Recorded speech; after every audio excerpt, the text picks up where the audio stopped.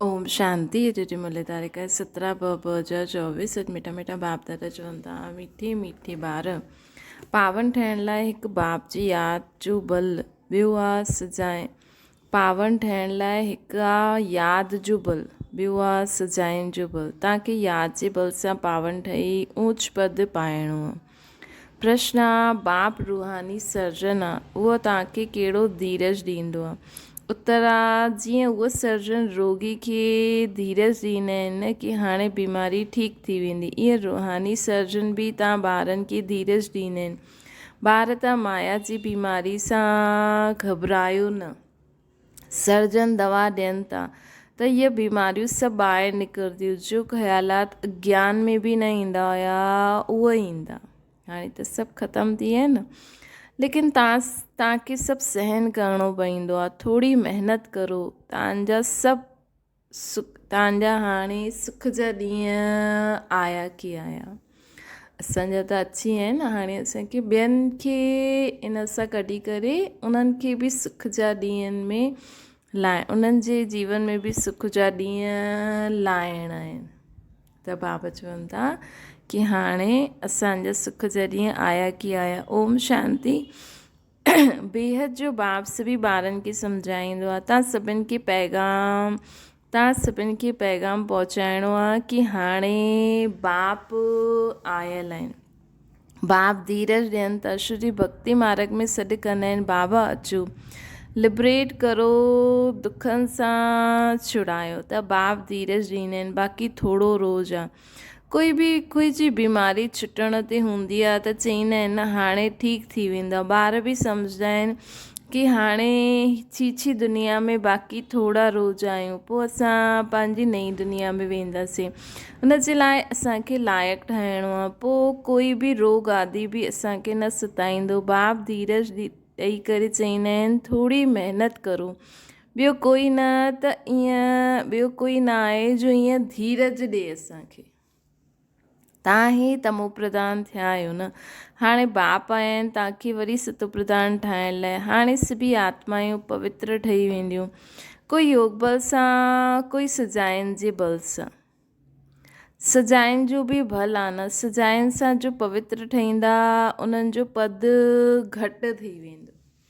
त हाणे बाबा जी यादि जी शक्ति सां अगरि पावन ठहींदासीं त असां सतयुग में बि ऊच पद पाईंदासीं, न त पद कम थी वेंदो। अगरि जरा बि पावन ठहिण में सजा खाइणी पई त असांजो पद कम थी वेंदो।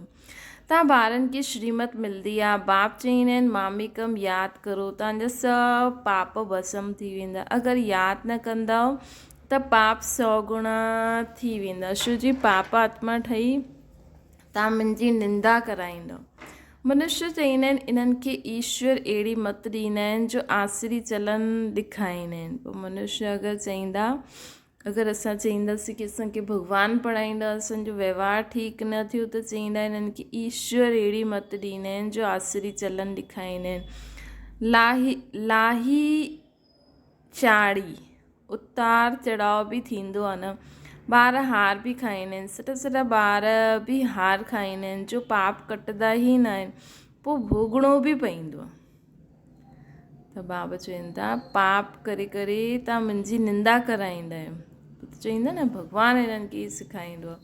पोइ ॿार बाबा चईंदा आहिनि उतार चढ़ाव त थींदो ई आहे, लेकिन असांखां कोई बि भूल थी वञे त तुरंत बाबा खे रिपोर्ट करणी खपे।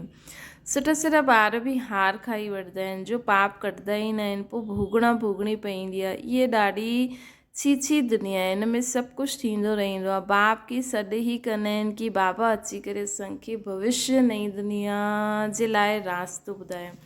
बाबा ॼाणंदा आहिनि हुन तरफ़ आहे पुराणी दुनिया, हिन तरफ़ आहे नई दुनिया। असां आहियूं नई आहे। हाणे तव्हां पुरुषोत्तम ठहिण लाइ हलो था न, तव्हांजो हिन पुराणी दुनिया सां लंगर उथी वियो आहे। जो त हिते त जाते वञिणो आहे हुन घर खे यादि करिणो आहे न। बाप चईंदा आहिनि मूंखे यादि करण सां तव्हांजी कट उतरंदी वेंदी, या त योग बल सां या सजाइण सां। हर हिकु आत्मा खे पवित्र ज़रूरु ठहिणो आहे। पवित्र ठहिण बग़ैर वापसि कोई वञी न सघंदा आहिनि। सभिनि खे पंहिंजो पंहिंजो पार्ट मिलियल आहे न। बाप चवंदा आहिनि इहे असांजो अंतिम जन्म। हर आत्मा खे पंहिंजो पंहिंजो पार्ट मिलियल आहे। बाप चवंदा आहिनि इहे असांजो अंतिम जन्म। मनुष्य चवंदा आहिनि कलयुग जो नंढो ॿारु आहे। गोया मनुष्य अञा इन खां बि ॿिया बि दुखी थींदा, अञा ॿियो बि दुखी थियणो आहे। हिन जो मतिलबु तव्हां संगम युगी ब्रह्मण सम्झंदा आहियो इहे दुखधाम त हाणे ख़तमु थियणो ई आहे। बाबा असांखे धीरज ॾींदा आहिनि। बाबा असांखे धीरज ॾींदा आहिनि की हाणे इहे दुखधाम त ख़तमु थियणो ई आहे। कल्प पहिरियों बाप चयो हुई मामिकम, मूंखे यादि करो त पाप कटिजी वेंदा। हाणे असां संगम युगी ब्राह्मण सम्झंदा आहियूं इहे दुखधाम आहे त हाणे ख़तमु थियणो ई आहे। बाप धीरज ॾींदा आहिनि। कल्प पहिरियों बाप चयो हुई मामिकम यादि करो त पाप कटिजंदा। इहे मुंहिंजी गैरंटी थो करां, इहा मां गैरंटी थो करां। इहे बि सम्झाईंदा आहिनि कलयुग जो विनाश ज़रूरु थियणो ई आहे। हाणे त ॾिसो ई था आसार ॾेखारण में त अचनि ई था। हिन कलयुगी दुनिया जो विनाश ज़रूरु थियणो आहे। ॿियो सतयुग बि ज़रूरु अचिणो ई आहे। ख़ातिरी मिलंदी रहंदी आहे न। ॿारनि खे निश्चय बि आहे, परंतु यादि न ठहिरण जे कारण कोई न कोई विक्रम करे छॾींदा आहिनि। कोई न कोई विक्रम थी वेंदो आहे। बाबा चवनि था, चवंदा आहिनि बाबा क्रोध अची वियो। हिन में बि हिन खे बि भूत चइबो आहे न। 5 भूत दुख ॾींदा आहिनि। हिन रावण राज्य में इहे पिछाड़ी जो हिसाब किताब बि चुकतो करिणो ई आहे। जंहिंखे अॻियां कॾहिं काम विकार न सताईंदो हुयो उन्हनि खे बि बीमारी इमर्ज थींदी। चवंदा आहिनि अॻियां त अहिड़ा विकल्प न ईंदा हुया, हाणे छो सताईंदा आहिनि। इहे ज्ञान आहे न। ज्ञान सॼी बीमारी खे ॿाहिरि कढंदो आहे। भक्ति सारी बीमारी खे न कढंदी आहे। ज्ञान सां ई सभु बीमारियूं उथल खाईंदियूं आहिनि। हिन करे त कंहिंखे अगरि जास्ती सम्झायो न, मतिलबु कंहिंखे ईअं ज्ञान ॾियो त उन्हनि खे सुठो ई न लॻंदो आहे। न न असांखे त इहे ई सुठो थो लॻे। छो जो हुन में ज्ञान में सम्झणु जॾहिं आत्मा खे सम्झ ईंदी आहे न त उनखे हिकु त ॾाढो पश्चाताप थींदो आहे की अरे मां ईअं करे छॾियो, मथो भारी थी वेंदो आहे। एक्सेप्ट न करे सघंदा आहिनि न। माण्हू चवंदा आहिनि असां नीच पापी आहियूं, लेकिन इहे रियलाइज़ करनि न, हीअ ॾाढी वॾी ॻाल्हि आहे। हीअ आहे अशुद्ध विकारी दुनिया। 100% अशुद्धता आहे न। 100% पतित खां पोइ 100% पावन ठहिणो ई आहे। बाबा ठाहिण ई आयो न। 100% भ्रष्टाचारी खां 100% पावन श्रेष्ठाचारी दुनिया ठहिणी ई आहे। बाप चवंदा आहिनि मां आयो आहियां त सभिनि खे शांतिधाम सुखधाम में वठी वञण लाइ। तव्हां मूंखे यादि करो ऐं सृष्टि चक्कर खे फिरायो। कोई बि विक्रम न करो। जो गुण हिन देवताउनि में आहे अहिड़ा गुण धारण करो। बाबा कोई तकलीफ़ न ॾींदा आहिनि। कोई घरनि में बि ईवल सोल हूंदी आहे त आग लॻाए ॾींदी आहे, नुक़सानु कंदी आहे। हिन समय मनुष्य ई सभु ईवल आहिनि। स्थूल में बि कर्म भोग थींदो आहे। आत्मा हिक ॿ खे दुख ॾींदी रहंदी आहे शरीर द्वारा। शरीर न आहे त बि दुख ॾींदी आहे। शरीर न बि आहे त दुख ॾींदी आहे। ॿारनि ॾिठो आहे जेके गोश्ट चवंदा आहिनि उहा सफ़ेद छाया मुआफ़िक ॾेखारण में ईंदी आहे, परंतु हुनजो कुझु ख़्यालात न करिणो खपे। त अॼुकल्ह दुनिया में थिए ई थो न, माण्हुनि खे इहे सभु अहिड़ा ख़्यालात अचनि था त ख़ुदि खे मारे था छॾनि या पंहिंजे परिवार खे ई मारे था छॾनि या कुझु न कुझु ग़लति कमु थी थो वञे। परंतु बाबा चवंदा आहिनि की असां बाप जे ख़्यालात में रहंदासीं त अहिड़ी आत्माएं असांखे कुझु बि न करे सघंदियूं। तव्हां जेतिरो बाप खे यादि कंदव ओतिरो इहे सभु ख़त्म थी वेंदा। असां जेतिरो बाप खे यादि कंदासीं न ओतिरो त सदा बाबा जी यादि जी धूप जॻल रहे। माण्हू प्रेत आत्मा आहिनि, बुरी आत्माउनि खे वॼाइण लाइ भूत धूप जलाईंदा आहिनि। असांजी सदा बाप खे यादि करे एतिरो यादि करो की पूरे विश्व में इहा फैलदी रहे। सिर्फ़ु तव्हांजो परिवार न, पूरी विश्व जी आत्मायूं हिननि सां बचियल रहनि। ये बि हिसाब किताब आहे त उहो भटकंदी हुई आत्माउनि खे बि थोरी उन्हनि खे बि शांती मिलंदी त उहो बि परेशान न कंदियूं। घर में ॿार चईंदा आहिनि असां पवित्र रहणु चाहींदा आहियूं, ये आत्मा चईंदी आहे। ऐं जंहिंमें ज्ञान न आहे उहे चईंदा आहिनि पवित्र न ठहो, पोइ झगड़ो थी वेंदो आहे, पोइ हंगामो थींदो आहे। हाणे तव्हां पवित्र आत्मा ठहो था, उहा आहे अपवित्र त दुख ॾींदा आहिनि त आत्मा न, उन्हनि खे चइबो आहे ईवल आत्मा। शरीर में बि त बिगर शरीर में बि दुख ॾींदियूं आहिनि। ज्ञान त सहज आहे न, सुदर्शन चक्रधारी ठहिणो आहे बाबा चवनि था, सुदर्शन चक्रधारी ठहिणो आहे। बाक़ी मुख्य आहे पवित्रता जी ॻाल्हि। हिन जे लाइ बाप खे ख़ुशी सां यादि करिणो आहे। रावण खे ईवल चईंदासीं। हिन समय ये दुनिया ई आहे ईवल, हिक ॿिए खे अनेक प्रकार जा हिक ॿ सां अनेक प्रकार जा दुख पाईंदा रहंदा आहिनि। ईवल पतित खे चइबो आहे। पतित आत्मा में बि 5 विकार अनेक प्रकार जा हूंदा आहिनि। कोई बि विकार जी आदत आहे, क्रोध, कोई में क्रोध जी आदत आहे, कोई में तंग करण जी आदत आहे, कोई में नुक़सानु करण जी आदत आहे, कोई में विकार जी आदत हूंदी त विकार न मिलण जे कारण क्रोध में अची करे ॾाढो मारदा बि आहिनि। बाबा चईंदा आहिनि न, जो कामी हूंदो आहे न उहो क्रोधी बि हूंदो आहे। त क्रोध में अची करे हुनखे विकार न मिलंदो आहे न, त क्रोध में अची करे मारदा बि आहिनि। कोई बाबा चईंदा आहिनि ये दुनिया ई अहिड़ी आहे।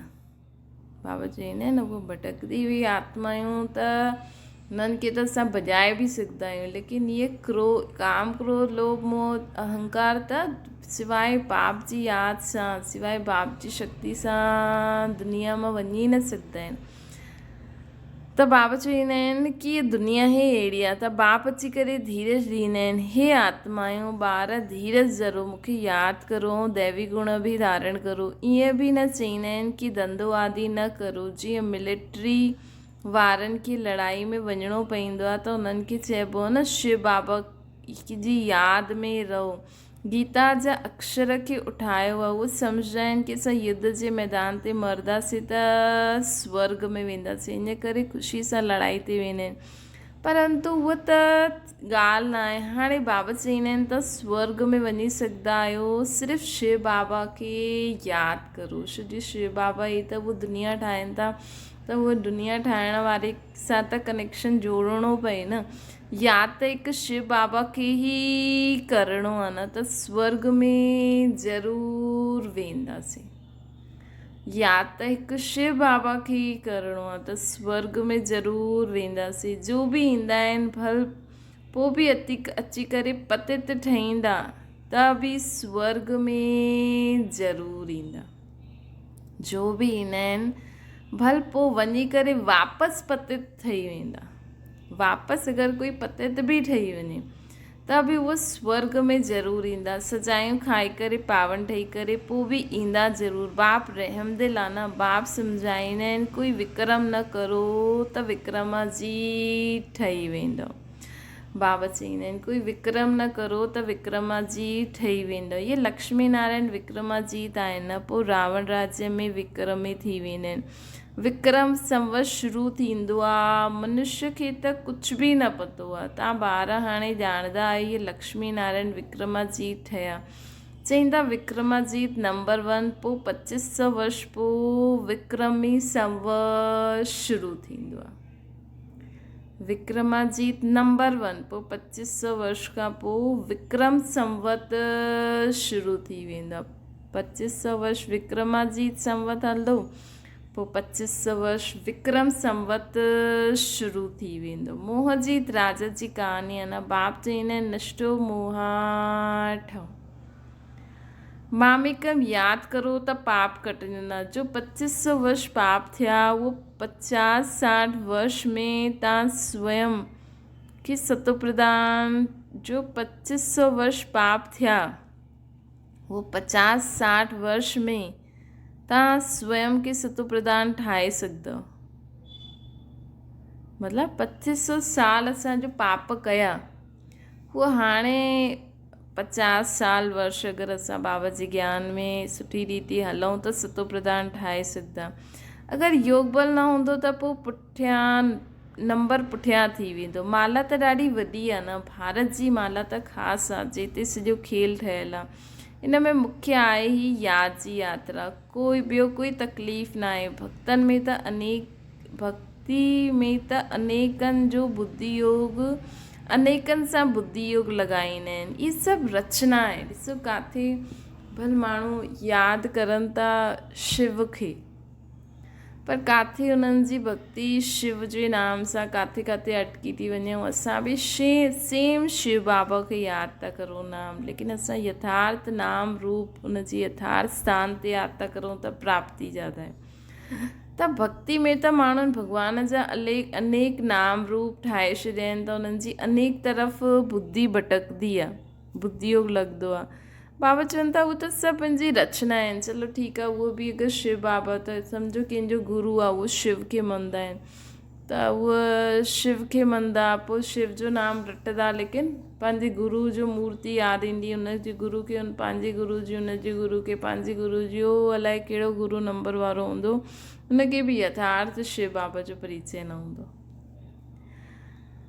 त शक्ति किथां मिलंदी? चलो बाबा त बि बाबा एॾो रहम दिल आहे, त बि उन्हनि खे शक्ति ॾेई छॾंदो आहे। बाबा चवनि था उन्हनि जी यादि सां कंहिंजो बि कल्याण न थियणो आहे। बाबा चवंदा आहिनि कंहिंखे बि यादि न करो, जंहिंसां भक्ति मार्ग में पहिरियों सिर्फ़ु तव्हां भक्ति कंदा हुयो, जीअं भक्ति मार्ग में सिर्फ़ु पहिरियों तव्हां भक्ति कंदा आहियो, हाणे पोइ पिछाड़ी में बि मूंखे यादि करो। बाप केतिरो क्लियर सम्झाईंदा आहिनि, अॻियां थोरी ॼाणंदा हुयो त। जीअं बाबा चवनि था कि जीअं भक्ति मार्ग में पहिरियों सिर्फ़ु भक्ति कंदा हुयो, हाणे पिछाड़ी में बि मूंखे पहिरियों शिव जी भक्ति कंदा हुआसीं न, हाणे पिछाड़ी में बि सभी शिव बाबा खे यादि कंदा। बाप केतिरो क्लियर करे सम्झाईंदा आहिनि, अॻियां थोरी ॼाणंदा हुया, हाणे तव्हांखे ज्ञान मिलियो आहे। बाप चवंदा आहिनि ॿिया संग तोड़ो, मुंहिंजे हिक सां संग जोड़ो, योग अग्नि सां तव्हांजो पाप भस्म थी वेंदा। पाप त ॾाढा कयल आहिनि, काम कटारी हलाइण, हिक ॿिए खे आदि मध्य अंत दुख ॾींदा आया आहियो। मूल ॻाल्हि आहे काम कटारी जी, इहे बि ड्रामा आहे न। बाबा चवनि था ईअं बि न चईंदासीं अहिड़ो ड्रामा छो ठहियो, इहे त अनादि खेल आहे, हिन में मुंहिंजो बि पार्ट आहे। ड्रामा कॾहिं ठहियो, कॾहिं पूरो थींदो, इहे बि न चई सघंदा आहियूं। इहे त आत्मा में पार्ट भरियलु आहे। एक्यूरेट टाइम त अञा बाबा चईंदा आहिनि न, एक्यूरेट टाइम कंहिं सेकेंड ख़तमु थींदो, वरी कंहिं सेकेंड शुरू थींदो, या कॾहिं थियो हुयो, इहे त बाबा चईंदा आहिनि इहे न ॿुधाए सघंदा, ईअं न चई सघंदा आहियूं। इहो ड्रामो कॾहिं ठहियो, कॾहिं पूरो थींदो, इहे बि न चई सघंदा। इहे त आत्मा में पार्ट भरियलु आहे। आत्मा जी जो प्लेट आहे उहो कॾहिं घिसंदी न आहे।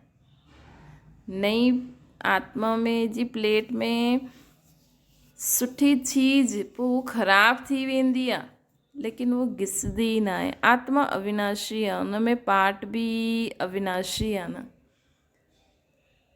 जीअं सम्झो कंहिं प्लेट में असां सुठी चीज़ रखी, पोइ उन में उहो बासी थी वई, पोइ उनखे वरी खां हारे करे हुन प्लेट खे वरी खां उन में जेको बि बासी चीज़ थी उहो असां हटाए करे वरी धोई करे पोइ उन में वापसि सुठी रीति प्लेट। हाणे असां बि ईअं करूं था न, असां में जो आसरी अवगुण, आसरी स्वभाव संस्कार अची विया आहिनि, उहो बाप जी यादि जी शक्ति सां धोऊं था, पोइ वरी बाबा हुन में ज्ञान गुण शक्तियुनि जा रतन भरनि था। पोइ जेतिरी प्लेट में जेतिरो आयो, केतिरो क्लियर आहे न। ॾिसो बाबा चवनि था कि आत्मा जी जो प्लेट आहे उहो कॾहिं घिसजी न आहे। आत्मा अविनाशी आहे, हुन में पार्ट बि अविनाशी आहे न। ड्रामा बि अविनाशी चईंदासीं। बाप जो पुनर्जन्म में न ईंदा आहिनि, उहे ई अची करे सभु राज सम्झाईंदा आहिनि। सृष्टि जे आदि मध्य अंत जो राज कोई बि न सम्झाए सघंदो आहे, न बाप जो ऑक्यूपेशन, न आत्मा जो कुझु बि ॼाणंदा न आहिनि। सृष्टि जे आदि मध्य अंत जो राज कोई बि न सम्झाए सघंदो आहे, न बाप जो ऑक्यूपेशन, न आत्मा जो कुझु बि ॼाणंदा ई न आहे। त हाणे बाबा सभु कुझु अची करे ॿुधाइनि था, ॾिसो केॾो क्लियर आहे सभु कुझु। ये सृष्टि जो चक्कर फिरंदो ई रहंदो आहे। हाणे पुरुषोत्तम संगम युग आहे जॾहिं सभु मनुष्य मात्र उत्तम पुरुष ठही वेंदा। शांति धाम में सभी आत्मायूं पवित्र उत्तम ठही वेंदियूं आहिनि। शांति धाम में सभी आत्मायूं पवित्र उत्तम ठही वेंदियूं आहिनि। शांति धाम पावन आहे न, नई दुनिया बि पवित्र आहे। हुते शांति त आहे ई, पोइ शरीर मिलण सां पाठ वॼाईंदा आहिनि। इहे असां ॼाणदा आहियूं, हर हिक खे पाठ मिलियलु आहे न, उहो असांजो घरु आहे। शांति में रहंदा आहिनि, हिते त पाठ वॼाइणो आहे। हाणे बाप चवंदा आहिनि भक्ति मार्ग में तव्हां मुंहिंजी अव्यभिचारी पूजा कई। दुखी जॾहिं तव्हां हाणे बाप चवंदा आहिनि भक्ति मार्ग में तव्हां मुंहिंजी अव्यभिचारी पूजा कई, दुखी न हुयो। हाणे व्यभिचारी पूजा में अचण सां तव्हां ॾाढा दुखी थी विया आहियो। छो जी हुते असां सिर्फ़ु हिकु लिंग खे ई यादि कंदा हुआसीं त शक्ति मिलंदी हुई। हाणे त बाबा जा अनेक नाम रूप ठाहे छॾिया त उन ते असांजी बुद्धि पहुचे ई नथी, त हिन करे ॾाढा दुखी थी वियासीं। हाणे व्यभिचारी भक्ति में अचण सां पहिरियों असां एॾा दुखी न हुयासीं त बि सुख हुयो। हाणे उहा व्यभिचारी भक्ति करण सां माण्हू ॾाढा दुखी थी विया आहिनि। छो जी कनेक्शन दूर थी वियो न, त एनर्जी मिले नथी। हाणे बाप चवंदा आहिनि दैवी गुण धारण करो, पोइ बि आसुरी गुण छो? हाणे बाप चए थो दैवी गुण धारण करो, पोइ बि आसुरी गुण छो आहिनि? असां छो नथा छॾे सघूं आसुरी गुणनि खे? जॾहिं बाप खे सॾु कयो आहे असांखे पावन ठाहियो, पोइ पते छो ठहींदा आहियो? उन में बि ख़ासि काम खे ज़रूरु जीतणो आहे। जॾहिं बाबा चवनि था काम विकार छॾो छॾो छॾो, त छॾणो खपे न। बाबा चवनि था जॾहिं मां चवां थो काम विकार छॾो छॾो छॾो, त छॾणो खपे न। जॾहिं बाबा चवनि था की हाणे सृष्टि खे न वधाइणो आहे, तंग थी करे माण्हू ॿार पैदा करे तंग थी करे उन्हनि खे मारनि था, लेकिन भॻवान जो चयो नथा मञनि। हाणे सृष्टि ते माण्हू ॿारनि खे पैदा कंदे, पहिरियों त माण्हू केॾा सारा ॿार पैदा कंदा हुया, वरी 2 ताईं आया, हाणे पोइ 1 ताईं आया। हाणे त माण्हुनि खे ॿार करण जी ई हाणे त मशीन सां ॿार था ठहनि। लेकिन त बि बाबा चए थो माण्हू इहे विकार नथा छॾनि। चलो पहिरियों ॿारनि जे लाइ विकार में वेंदा हुया, उहो बि अलॻि ॻाल्हि आहे। इहे हाणे त ॿार बि नथा पैदा करनि, संभलनि, ॿारनि खे बि मारे था छॾनि, ॿार बि नथा पैदा करनि, पोइ छो था विकार में वञनि? पोइ त इहा विकार में न वञिणो खपे न। बाबा चवनि था त बाबा चवनि था ॾिसो हुन में बि बाबा चवनि था पत छो ठाहींदा आहियो? ॾिसो कामी, बाबा चई न कामी क्रोधी बि हूंदा, पोइ हुन सां पोइ ॿिया विकार बि नंबरवार अची वेंदा आहिनि। त तव्हां मूंखे सॾु ई कयो आहे पावन ठाहिण लाइ, त तव्हां पत त छो था ठाहो? तव्हां जॾहिं काम विकारनि ते, उन में बि ख़ासि हिन काम विकार ते जीत पाईंदव त जगत जी ठही वेंदो। बाबा चवनि था त हिन काम विकार ते जीत पाईंदव त जगत जी ठही वेंदो। मनुष्य त भॻवान जे लाइ चई ॾींदा आहिनि आपे ई पूज्य आपे ई पुजारी, गोया हुनखे हेठि खणी ईंदा आहिनि। गोया भॻवान खे ई चईंदा आहिनि की उहो ई पूजा आहे, उहो ई पुजारी आहे, त हुनखे बि हेठि खणी ईंदा आहिनि। ईअं पाप कंदे कंदे महाविकारी थी वई आहे। बाबा चईंदा आहिनि न चलो ॿियो कोई पाप न करे, भगत चए असां विकार में न वेंदा आहियूं, लेकिन इहे जो पाप कंदा आहिनि की भॻवान खे आपे ई पूज्य पुजारी चई छॾंदा आहिनि, भॻवान खे सर्वव्यापी चई छॾंदा आहिनि, भॻवान खे ठिकर पितर में चई छॾंदा आहिनि, भॻवान खे अलॻि अलॻि अहिड़ा मूर्तियूं ठाहे, हाथी बंदर जहिड़ा मुंहुं ठाहे करे वेही रहंदा आहिनि। चलो ॿियो पाप न कंदा आहियो, इहे त पाप कंदा आहियो न। त बाबा चईंदा आहिनि ईअं चईंदे चईंदे इहा महाविकारी दुनिया थी वई आहे। गरुड़ पुराण में बि रौरो नर्क चईंदा आहिनि, जिते बिच्छू टिंडण सभु काटंदा रहंदा आहिनि। शास्त्रनि में छा छा वेही लिखियो आहे। हिन समय घर घर में इहे ई आहे न, सभिनि जो सुभाउ संस्कार इहे सांप जहिड़ा, गिरगिट जहिड़ा, बिच्छू टिंडण जहिड़ा न, सांप जहिड़ा हिक ॿिए जे पुठियां ई पइजी वेंदा आहिनि। इहे बिच्छू टिंडण वांगुरु हिक ॿिए खे डसंदा रहंदा आहिनि। अर्थात हिक ॿिए खे परेशान कंदा रहंदा आहिनि, दुख ॾींदा रहंदा आहिनि, रंग बदिलंदा आहिनि। ये सभु मनुष्य आत्मा जी वृत्ति अहिड़ी थी वई आहे। त इहे जेकी गरुड़ पुराण में लिखियलु आहे न, इहे उन्हनि जी वृत्ति जे बारे में लिखियलु आहे। इन बाबा चवनि था कि ॾिसो शास्त्रनि में छा छा वेई लिखियो अथनि, इहे बि बाप सम्झाईंदा आहिनि। ये शास्त्र आदि सभु भक्ति मार्ग जा आहिनि। इन्हनि सां मूंखे इन सां कोई बि मूंसां गॾु मिलंदो न आहे। ये शास्त्र आदि सभु भक्ति मार्ग जा आहिनि, मूंसां कोई न मिलंदो आहे। छो जी ये पढ़ंदे पढ़ंदे त हिननि जो बुद्धि योग ई बाबा सां थोरी लॻंदो आहे, हिन शास्त्रनि सां ई लॻल आहे, हिन जानवरनि सां ई लॻल आहे। ॿियो ई तमो प्रधान थी विया आहिनि, इन करे मूंखे सॾु कंदा आहिनि कि अची करे पावन ठाहियो त पते ते ठहरिया न। मनुष्य त कुझु बि सम्झंदा न आहिनि। जो निश्चय बुद्धि आहे उहो त विजयी थींदा ई, रावण ते विजय पाए करे राम राज्य में अची वेंदा। बाप चईंदा आहिनि काम ते जीत पायो, इन ते ई हंगामो थींदो। बाप चईंदा आहिनि काम ते जीत पायो, इन ते ई हंगामो थींदो। ॻाईंदा आहिनि अमृत छोड़ विख काहे को खाए। अमृत नाम ॿुधी करे सम्झंदा आहिनि गऊ मुख सां अमृत निकिरंदो आहे। अरे गंगा जल खे थोरी अमृत चईंदासीं, इहे त ज्ञान अमृत जी ॻाल्हि आहे न। गंगा जल खे थोरी अमृत चईंदासीं, इहे त ज्ञान अमृत जी ॻाल्हि आहे। ज्ञान जो जेको अमृत मिले थो हुन सां हुनखे असां पी करे पावन ठहींदासीं, या गंगा जल पी करे पावन ठहींदासीं। स्त्री पति जा चरण धोई करे पींदी आहे, हुनखे बि अमृत सम्झंदी आहे। ॾिसो स्त्री पति जा पेर धोई करे पीए थी, हुनखे बि अमृत सम्झंदा आहिनि। पति विकारी कामी क्रोधी लोभी मोही अहंकारी, अहिड़ी आत्मा जा पेर धोई करे छा पींदव? त तव्हां बि कामी क्रोधी लोभी मोही अहंकारी थी वेंदव। अगरि अमृत आहे त पोइ हीरे समान ठहे न। इहे त बाप ज्ञान ॾींदा आहिनि जंहिंसां तव्हां हीरे जहिड़ा ठहींदा आहियो। पाणी जो नाम केतिरो बालो करे छॾियो अथनि। तव्हां ज्ञान अमृत पिलाईंदा आहियो, उहो पाणी पिलाईंदा आहिनि। हीअं चई चई करे माण्हुनि पाणी तत्व जो मान केॾो ऊचो थी वियो आहे।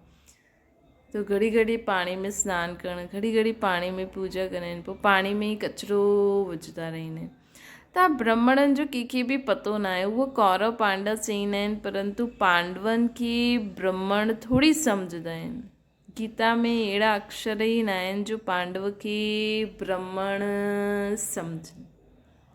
बाप वेई सभु शास्त्रनि जो सार ॿुधाईंदा आहिनि। ॿारनि खे चईंदा आहिनि शास्त्रनि में जो कुझु पढ़ियो, जो कुझु मां ॿुधायां थो हुनखे जज करो। ॾिसो शास्त्रनि में जो बि ॻाल्हियूं आहिनि उन्हनि जे बाबा यथार्थ अर्थ असांखे सम्झाइनि था। तव्हां ॼाणंदा आहियो अॻियां असां जो ॿुधंदा हुआसीं उहो सभु रॉन्ग हुयो। हाणे बाबा असांखे राइट ॿुधाइनि था विद एक्सप्लेनेशन। भई शास्त्रनि में कृष्ण गोपिकाउनि खे बजाई, कृष्ण खे टोकरी में खणी आया, इहे सभु ॻाल्हियूं बाबा असांखे हिन जो आध्यात्मिक रहस्य छा आहे, अर्थ छा आहे, उहो सभु बाबा असांखे वेही करे सम्झाइनि था न। बाप सम्झाईंदा आहिनि तव्हां सभु सीतायूं अथवा भक्तियूं आहिनि। भक्ति जो फल ॾियण वारो मां भॻवानु राम आहियां। चईंदा आहिनि मां ईंदो आहियां तव्हां सभिनि आत्मायूं सीता आहिनि की फल ॾियणु कंहिंजो भक्ति जो। तव्हां ॼाणंदा आहियो स्वर्ग में अपार सुख भोगंदा आहियूं, हुन समय बाक़ी सभु शांति धाम में रहंदा आहिनि।